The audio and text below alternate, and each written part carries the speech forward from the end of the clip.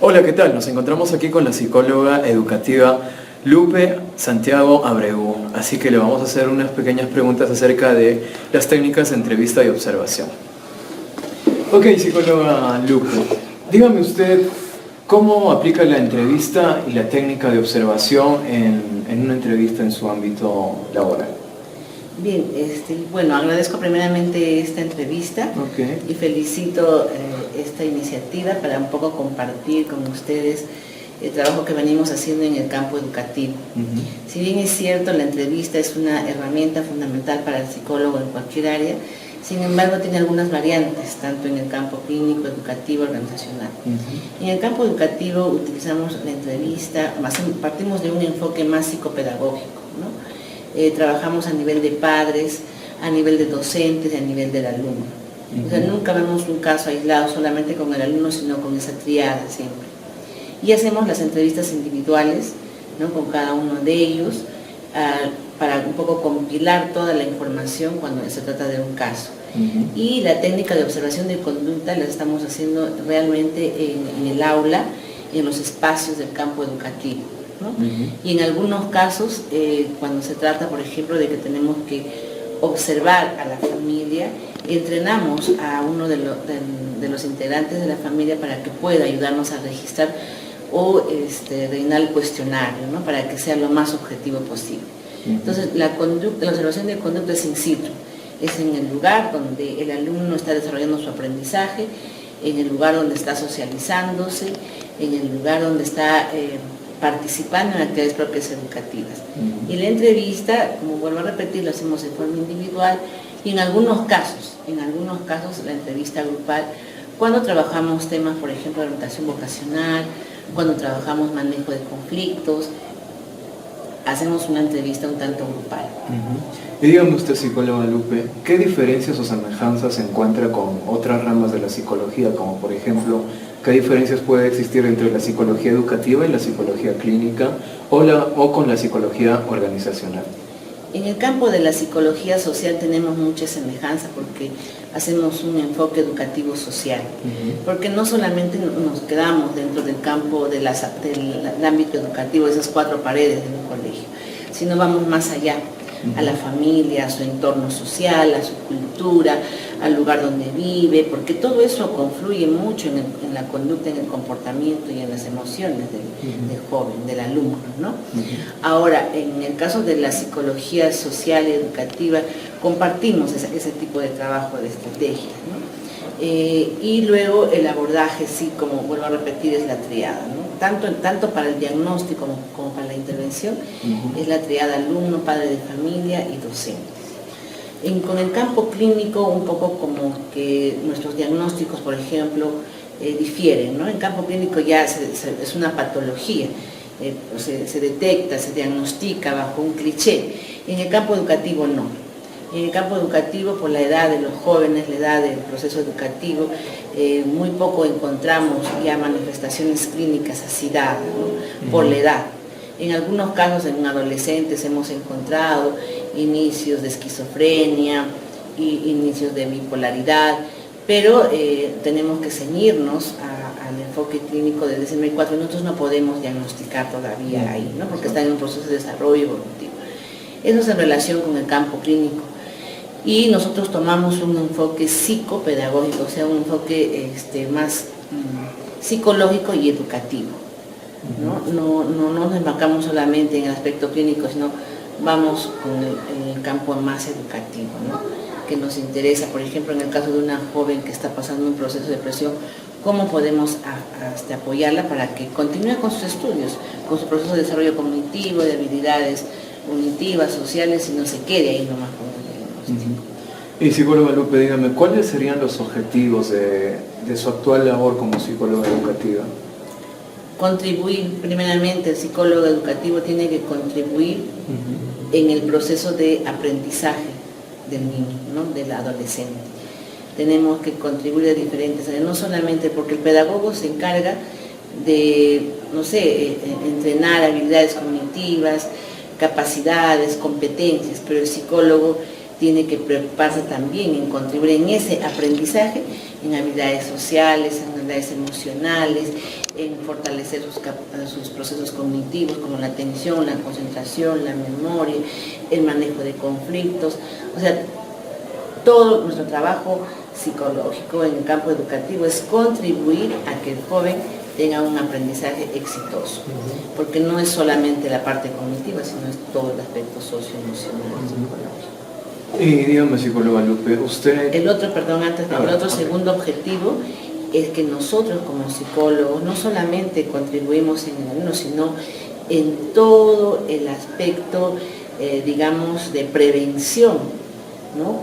con nuestros jóvenes, tanto por ejemplo en el tema de alcoholismo, en el tema de drogas, en el tema de todo la prevención de embarazos de adolescentes, la prevención de desarrollo incluso de unos problemas socioemocionales. También contribuimos a nivel de lo que es el personal del colegio, ¿no? En lo que trabajamos el aspecto de la ansiedad en los profesores, trabajamos las buenas relaciones humanas. También uno de los objetivos es que asesoramos a nivel de dirección, ¿no? Cómo debe ser el manejo, por ejemplo, de las relaciones humanas en un colegio, para prevenir lo que es el acoso escolar. Es decir, en el campo educativo hay mucho por hacer. Yo felicito a aquellos jóvenes psicólogos que están pensando especializarse en el campo educativo. Realmente necesitamos psicólogos que conozcan, que les guste el campo educativo. Un poco me sorprendo cuando a veces hacen un internado clínico y terminan trabajando en educativo. Entonces todo su enfoque es clínico educativo, pero necesitamos educativos que se involucren en todo ese proceso de aprendizaje, y la psicología contribuye mucho. Ya las teorías han contribuido en el aprendizaje y ahora necesitamos esta psicología aplicada en el campo educativo. ¿Y existe algún caso en particular que haya sido el más difícil o el más asombroso, por así decirlo? En el campo educativo uno a veces trabaja viendo todos estos aspectos sociales, clínicos, educativos, ¿no? La experiencia a uno le va fortaleciendo en esta mirada que uno va dando. Y recuerdo mucho que había un joven que muy hábil, con un coeficiente intelectual muy bueno, habilidades sociales muy buenas, emocionales, todo, ¿no? Muy competitivo en su quehacer, pero él tenía tenía disgrafia, y por eso él no le gustaba hacer cuadernos, porque ya era un joven que era muy consciente de lo que él tenía, esa dificultad, ese problema de aprendizaje, ¿no? Y no le gustaba hacer cuadernos. Y con mucha pena los colegios a veces no comprenden a estos niños, nuestro sistema educativo rígido, ¿no? Y se desaprobaba en todos los cursos porque no hacía cuaderno. Y en este colegio era una nota que iba en directo a la libreta de cuaderno. Entonces él no rendía sus exámenes porque no quería verse con ese problema que todos los demás. Entonces los profesores lo desaprobaban. Y entonces me acuerdo mucho que él vino consciente, estaba en segundo de secundaria, y nos manifestó cuál era su problema. Él sabía incluso su diagnóstico. Yo tengo este problema de disgrafia y me exigen que yo dé los exámenes escritos y no quiero. Entonces solicitó, fue muy difícil trabajar, porque trabajar con profesores que tienen todo un paradigma de lo que es la evaluación, cambiar con ellos ese chip, ha sido sumamente difícil, muy interesante. Tuvimos que sustentar, tuvimos que hacer todo un trabajo casuística con él, explicarles, y muchos de ellos entendieron, y otros también dijeron que es una cuestión de engreimiento. Pero que fue un caso que la verdad con mucha pena el joven tuvo que dejar el colegio al siguiente año porque se sintió incomprendido. Ok, Lupi, ya cerrando la entrevista, ¿nos puede dar un comentario acerca de la psicología educativa? Y también, dicho sea de paso, ¿nos puede dar a conocer alguna técnica en especial que usted utiliza a lo largo de su vida laboral como psicóloga educativa? Mira, yo estoy convencida que en el nivel primario, inicial y primaria, funcionan muy bien las técnicas cognitivo-conductuales. Ya en la secundaria un poco que varía, ¿no? Porque va a depender mucho del adolescente. Ustedes saben que ellos están en plena formación de su personalidad, en plena cambios neuronales, hormonales, y a veces nuestras técnicas no muy bien funcionan cognitivo-conductual. Entonces hay que adaptar ahí un poco, ¿no? Entonces en el campo educativo yo nuevamente reitero y felicito y invito a todos aquellos que hay mucho por hacer por la educación. La educación está como está porque no hay un trabajo multidisciplinario. Todos queremos estar en educación, pero nadie quiere trabajar de un enfoque multidisciplinario, global, y nos tengamos que reunir para votar y ver qué hacemos por nuestra educación. Y invito a que conozcan, averigüen, indaguen y hagan una especialización en el campo educativo, ¿no? Una especialización en psicopedagogía, una especialización en problemas de aprendizaje, una especialización en orientación vocacional, que es un campo que en estos últimos años se necesita de profesionales con preparación.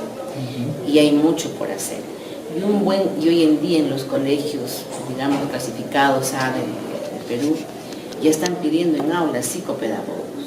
Y esta es una bonita oportunidad para hacer esa especialidad y tener ese espacio, ¿no? Porque en otros países lo hay. En nuestro país necesitamos eso, un psicopedagogo. Muchas gracias. Ok, psicóloga, le agradezco la participación, de verdad muchas gracias, estamos agradecidos. Gracias y yo los felicito a ustedes porque ha sido una bonita oportunidad de conocerlos y felicitarlos porque son muy buenos estudiantes.